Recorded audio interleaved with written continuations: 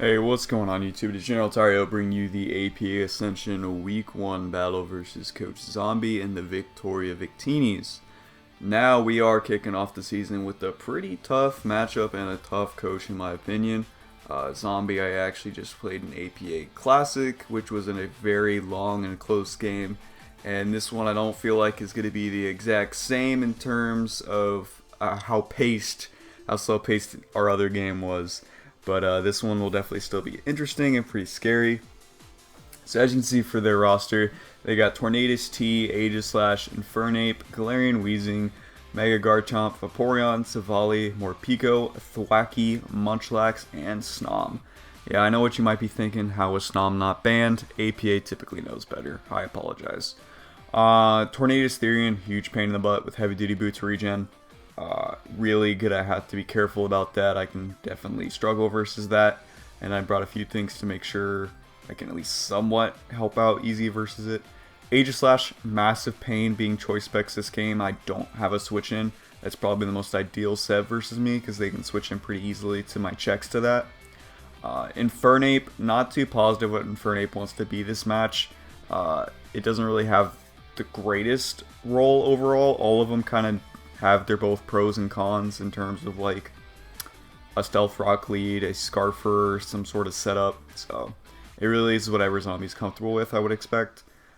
Galarian Weezing, pretty decent this game. Good check to like Sneasel. Really good versus Gliscor because you can bring neutralizing gas, and then my poison healing or whatever does not work obviously anymore, so then I'm taking poison damage instead of getting healed by my toxic orb, which is big. Or you obviously just run Levitate and Gliscor's not able to touch Galarian Weezing. So Mega Garchomp, very very scary with Swords Dance Scale Shot, especially with Mega Garchomp's massive attack stat. We'll most likely not see Mega Garchomp Mega Evolve though until needed, if it is going to be more of an offensive check, because normal Garchomp is able to outspeed Mega Charizard X. However, when you Mega Evolve, you lose 10 base speed points, which is very important in this matchup, so Garchomp will probably stay like not Mega Evolved for a very long time. Vaporeon can be bulky, obviously, be it Roar check to like Gliscor, Charizard, etc., Sneasel, Suicune. I think Vaporeon's pretty important. Savali could be the replacement for Vaporeon if it opts to come, and Savali Water. I don't really expect anything else, honestly, out of Savali. And then Morpeko, decent offensive versus me, I guess. It's okay. I don't think it's too crazy.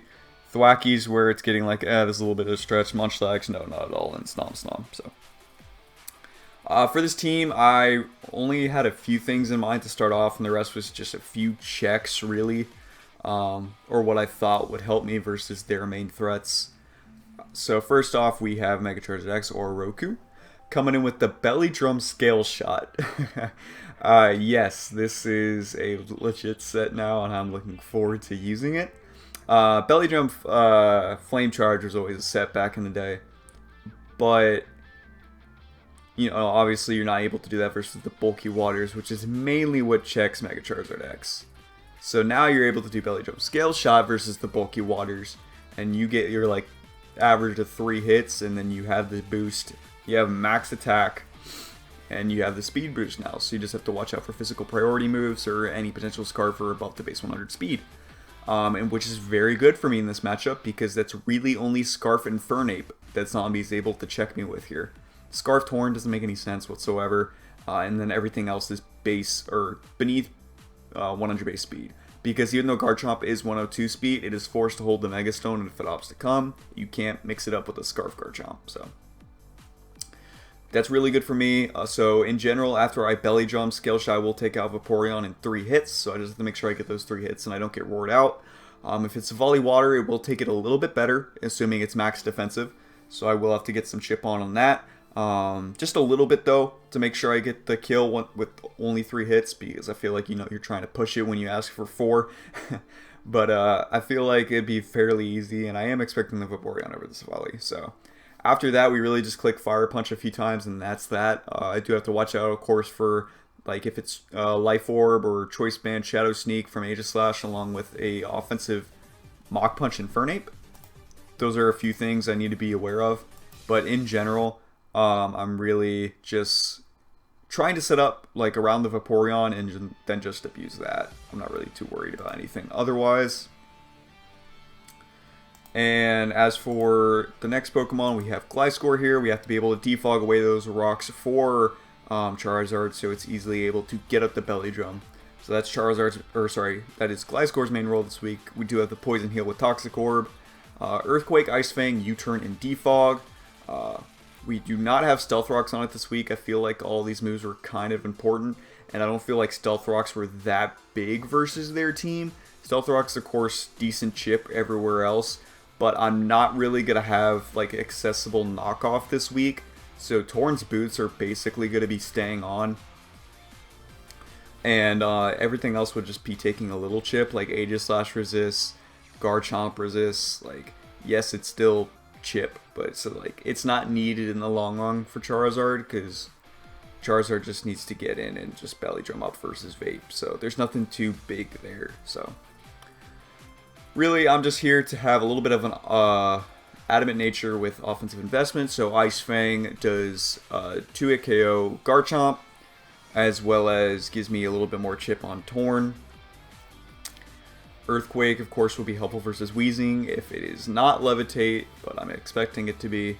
U-Turn really just gives me that momentum versus the likes of Weezing or potentially Torn or Infernape, to where I'm able to get back in there, and if it's Vaporeon out, I might just go hard Charizard, or it just gives me my Jolteon in, which we'll get to shortly. So I wish I could have fit Stealth Rocks on here. Gliscor always has 4 moveslot syndrome, so it really wants to run more, but wasn't able to this week. The Spadef investment really just helps me deal with the Weezing and the Tornadus, as well as if I need to take a Specs Aegislash hit. I do not take 2 by any means, but I do take, especially offensive Aegislash, decently well. Next up, to help with that Aegislash, we have an Assault Vest Melmetal. We were rocking Double Iron Bash, Earthquake, Ice Punch, and Thunder Punch. Max attack, Adamant Nature with mixed bulk and HP and special defense. This is to let us help take on that Aegislash, Tornadus, Weezing once again, because those are the main Pokemon that are going to be a nuisance for my team. Garchomp, of course, is a strong Pokemon, but Gliscor can help me out versus that decently, even though I'm not carrying Roost. That's mainly what the Ice Fang investment is for. So we have Melmetal to be able to break through that, and in general, just is really difficult for their team to switch into. Their best check to this is going to be their Water type and either Vaporeon or Savali. And then, I mean, of course, they will get some chip off with like Rough Skin if Garchomp is able to take it, but I really don't think they're going to do that. Yeah, so I mean, I guess Aegislash can also switch into Double Iron Bash, but this is nothing too crazy. So basically, just trying to click Double Iron Bash as much as I can. I click Earthquake versus Aegislash. I don't care what it is, I just need to try and kill it. If it's a Weakness Policy setup set, I should be able to deal with it unless it has CC. That's basically what it comes down to. Because with the Assault Vest and my investment, I am very bulky on the special side compared to a normal Melmetal. So we're all good there. Next up, we have one of our designated Torn switch-ins, which is Jolteon. We have lefties with Thunderbolt, Wish, Baton Pass, and Yawn. I'm special defensive with enough speed, so I always outspeed Tornadus still. Yawn just helps me out versus Garchomp, just in case it is set up and I'm expecting them to go into their one main ground type and Garchomp versus Jolteon. I'm able to Yawn them and either allow them to get up rocks or click a move and they go to sleep after, or they're forced to switch then and there, which allows me to get momentum with the Baton Pass, and I get to see what I can go into then. Wish is nice. I wish I could have ran Wish Protect, but just not able to, because I feel like the momentum with Baton Pass plus Yawn is a lot more important for me in this game, because Torn just gives them so much momentum, period, and is a really good pivot in general. So if I'm able to take control of that this game, that's going to be big. And then just Thunderbolt for my ability to break through their Pokemon and actually have an offensive attack. So I need to be able to hit Torn with something if I'm able to. So Thunderbolt will obviously be able to 2-hit KO. And next up we have Sneasel here. Sneasel's another good breaker in the matchup, as well as gives me enough speed to outspeed Infernape. Doesn't outspeed Torn, but does gives me Ice Shard, which is nice. And Ice Shard is also very big for that scale shot setup that we might see in Garchomp, because obviously they'll lower their defensive nature. So being able to... sorry, I keep my music on replay and it still goes to a different song. I don't understand it. I'm still able to get off the priority and do a lot of damage. Knockout is very nice for their team, of course, to get rid of items. Not expecting Tornadus to stay in versus Sneasel ever, so unfortunately I don't really expect me to be able to get rid of its boots. Triple Axle is really strong though, if I'm able to hit every single hit with Life Orb, so that would be good for doing a lot of damage, but nothing too special. It's just it does give me the priority for the Garchomp, which is the main thing, as well as they don't switch into Ice plus Dark that well. Infernape does hard counter, but if it's not a bulky Infernape, it's still taking a lot of damage, and that makes it really, really easy for my Pokemon, my other Pokemon in the back that want to deal with Infernape. So, and lastly, just to be a nuisance for their team, we have Suicune here with just a Protect sub Toxic Suicune. Nothing too special. It's just basically I'm not allowed to run the Call mindset because of Vaporeon easily coming this week with Roar. I don't feel comfortable bringing it for that reason alone, because obviously not only is it able to roar me out in a noise setup, but you want to be Mono Scald with that type of Suicune, and Vaporeon has Water Absorb, so completely impossible. But yeah, just able to be a nuisance. I have enough speed to outspeed a very offensive Aegislash. And then just trying to protect Scald Toxic over and over again. Try to wear down their team to where it's really easy for Charizard. Sneasel might be able to clean up. Melmetal might be able to pick up some easier KOs. Like, it can just be a very strong nuisance late game. I don't expect it to be a win con by any means. If anything, this is just anything that tried to catch my opponent off guard and really get them potentially tilted mid-match, but nothing special. Also gives me a decent Infernape check if needed, so. And that's going to do it for the build. The only main thing that I was worried about going into this was still Aegislash. Specs Aegislash is a pain for sure. Garchomp I felt like I did decently fine versus. Infernape was a little worrying just because it can do anything, but mainly just Torn, because Torn's just hard for me to kill, because they have such a good ground type and Garchomp to go into that I don't really pressure with Jolteon, because Hidden Power Ice is gone. Otherwise, Jolteon would be amazing this game. But it's okay, we should still be able to make do, and boom, we're going right into the replay. Let me go ahead and get rid of these on your screen. So, as we can see on the screen, they just opted to bring Tornadus, Savali, Galarian Weezing, Garchomp, Mega Garchomp, Infernape, and Aegislash. So I was really surprised not to see Vaporeon. So I'm guessing that's Savali Water, because they really don't have a check or like a switch into Charizard. So it's got to be Savali Water, with potentially just like Thunder Wave and Parting Shot and stuff to try and annoy Charizard if it does set up. But looking at this, I feel like it can freely just lead Gliscor. It deals with their Stealth Rock leads in either Mega Garchomp or Infernape. And if they opt to go Infernape as their lead, I feel like there's a chance they would have Will-O-Wisp as a lead, so I already decided I would probably go hard Charizard versus Infernape just to scout that, and then follow up with a Jolteon pivot after. Because I'm really just trying to counter their Stealth Rock leads. Obviously, I'm not getting up Stealth Rocks on my own. Gliscor does bait that though, since it is the only possible Pokemon on my team that has Stealth Rocks. So that's what I opted to go with. They just go with a very safe lead in Tornadus, and right here I was like, okay, this is kind of free. I can just go for Ice Fang for chip. I take Hurricane pretty well. I don't care about a taunt because I'm not going for Stealth Rocks, and then I can potentially just U-turn the next turn after an Ice Fang. After all that thought process, I totally forgot about knockoff somehow, and I immediately lost my Toxic Orb. Gliscor is hindered so hard now this early in the match because I lost my only form of recovery. I don't have Roost this week.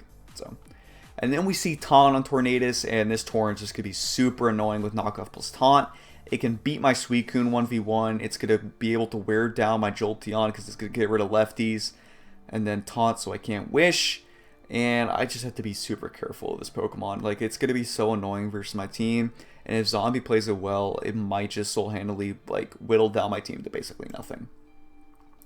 So I still go Jolteon here because it's my only play, as I'm going to Yawn here. This Garchomp is free for them because it's also their only Stealth Rocker. And right here I'm going to Baton Pass as they pivot out to Torn. And I get in Sneasel, which is fine, and I'm going to double back in the Jolteon to see what their check is, which is the Savali Water. I go for Thunderbolt here because I need Chip no matter what if they stay in over predicting for me not to go for it, which they do. So now Charizard is looking insanely good. They go Garchomp, I go Gliscor. I'm just going to defog Rocks immediately. I do not care. And then I go right back in the Jolteon. This is a Hurricane. I don't really think it matters too much in the long run. I go for Yawn as they go for Knockoff. And then here I go for a Wish. That Wish was actually pretty questionable because they're obviously not going to stay in because they're Yawned. I should have just Baton Passed and been able to pick up momentum. And then I could have went into the likes of Sneasel and literally just clicked Triple Axle because I would have been either, one, getting a lot of hit off Galarian Weezing, which, by the way, if I am +6 Charizard with Fire Punch, I do need Chip on Neutral Gas Galarian Weezing because it will get rid of my Tough Claws and I'm not able to OHKO it, even at +6 if it's max defense. So Triple Axle on Galarian Weezing would have given me Chip for that. So Wish was a misplay right there. There was no need for me to go for that because I still take 2 Hurricanes, even without lefties. So I don't know. Like, I guess it made more sense at the time, but Baton Pass made a lot more because they really don't want anything to fall asleep, especially their Torn, because Torn is their best Pokemon in this matchup, hands down. So I go into Suicune versus that. I'm just going to pivot out as I want to be able to get rid of these rocks. And the other, like, easily the worst play of the game. Rocks are up, Torn's in front of me. I have no longevity. I don't know why I go for Ice Fang here. This thing literally just pivots around and it gets healthy. There's no need for me to click Ice Fang here. I don't know what I was expecting them to do or why I did that. Rocks are in front of me and I need to defog them for Charizard. I need to. Like, there's literally nothing else, like, nothing more important than getting rid of these rocks. Because now, I have a Gliscor at 25% versus their entire team. And the only thing I can reliably defog versus is either a bulky Aegislash, like they just have their HP infested, no speed, which is easy to scout, but typically I might have to sack something before I can figure that out. Or I come in and Roost versus Weezing, because since that's Savali Water, I'm fairly confident to say that thing's probably faster than me, because they'd want to easily outspeed any form of a Gliscor probably. So I can only defog versus Weezing, and Weezing's probably going to stay in the back for the majority of the game because they're aware of that. So this really screwed me over. And then I just go in the Jolteon, take Stealth Rock, and I take the Hurricane, but I'm confused. I go for T-Bolt in case they get greedy and I want to get a lot of damage off on Torn. But no, they just go to Garchomp and they click Earthquake as I click Wish. Now, another way to like make up for my terrible play with Gliscor before. I go into my Sneasel here. They only have 2 potential switch-ins to a Triple Axle, that being, or I guess 3, Infernape, Aegislash, or Weezing. I could freely go into Gliscor here. I get a Wish back into Gliscor. I'm healthy. I'm able to click Defog versus all of those Pokemon. Because I should be able to take a Specs Aegislash hit once I get that healthy again. I mean, I might be just about dead, but Gliscor will take it. And then I'm able to threaten the Blade form with Earthquake after. Infernape's not going to be able to do anything to me. So I'm going to be able to come in and click Defog versus that freely. And obviously I already said I could get Defog versus Weezing. But instead I stay in with Sneasel and I just click Triple Axle. Which, when can we actually talk about this damage? Sneasel just did 49% to an Infernape. That's resisted. And Sneasel only has 95 base attack. That was kind of wild to me. But I'm going to go into Suicune here as they just go for Mach Punch. Kind of surprised they opted to go for Mach Punch there. I guess it's just priority because they get a roll. Never mind, that makes sense. I just go for Tox here. Luckily we get it on Torn, but Torn's easily still going to be able to just pivot as they're just trying to knock off my lefties because that's Suicune's only form of recovery. I let it happen because there is nothing I can do about this. I go into Sneasel. I'm taking Rocks plus knockoff. I lose my Life Orb. I'm not doing the damage I want to their team. That still probably might have been a better play because now Suicune's basically useless. And I sub in front of this thing even though I know for a damn fact it has taunt. But they still go into Savali after, as the Scald is pretty obvious here, and they're racking up poison damage. There's no reason for them to stay in. And now they immediately Parting Shot and they go into Torn, and I'm just going to skip for these turns because it's a little aggravating. They play through my Suicune incredibly well, and this is why I've never really drafted Suicunes, because I just don't understand it that well. I switch out Savali versus Melmetal. I'm like, this is fine. I take a Flamethrower if they have it easy, and I just kill this thing. That's simple. Alright, so next they go into Aegislash. I was like, oh boy, if this is a setup Aegislash, this really sucks. But I don't have any decent, like, neutral move to go for here. Especially if they have King Shield. So Earthquake is overall the best play, even if they're set up. If they're set up, I might just lose, but I already feel like I lose at this point anyways, because this Torn is putting me in a body bag, and Sneasel will only have so many switch-ins to where they're easily able to pivot into Weezing plus Infernape or something, and then it's just really aggravating. So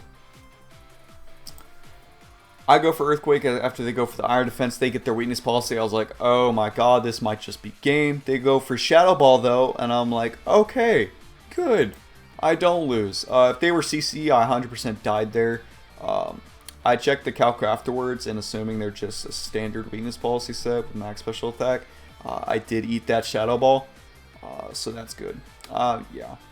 I just, like, this Aegislash set is good. Like, I used Aegislash recently, and it has potential. But, like, Specs is just significantly better, especially when you have a regen Pokemon like Torn. I'm not the one to be giving advice right here, because I'm getting body bagged. But, yeah, like, setup age is, like, so specific. I do understand I have limited checks. And they did win if I was an AV Melmetal. Like, it's just I've been underwhelmed by it before, so I understand this feeling. Okay, and I'm just going to let Melmetal go down to Infernape here as they go for EQ. That's totally fine. I don't know if this banded, I can't assume it because I still want to get a Rocks 100%, so going Gliscor would be stupid if it's not locked into that move. I go for Scald because that is free. They go into Torn. I just protect because they will die to Toxic next turn. If they switch out, I do not care. That's still a free Scald for me. As I go in the Chomp, they go for Earthquake. I was like, if I get the Scald Burn, this is absolutely huge, and I don't, unfortunately. That would help me out a ton, especially for Gliscor. So I go into Sneasel here. I go for Ice Shard here. I have no idea why I went for Ice Shard. I wish I understood why. I think I wanted the for sure KO since Triple Axel does have the chance of missing. Yeah, that was my reasoning. Because I know Garchomp can't be Scarf. But I just wanted to ensure that. But there's no reason for them to make that play. They go Weezing 90% of the time. So I'm just going for Triple Axel because this allows me to get in my Gliscor after and just defog. And then hopefully I'm somehow able to pick up the win with Charizard late game. So I go for Triple Axel here. And we actually do a lot of damage to Galarian Weezing, doing like 40% there. And they just Strange Steam and we drop. They show Black Sludge, that's whatever. I go into Gliscor here. I'm just going to click Defog. They make the great play of going into Garchomp here because they're able to spam Stealth Rocks until they die. I go for Ice Fang because I feel like it's my only play.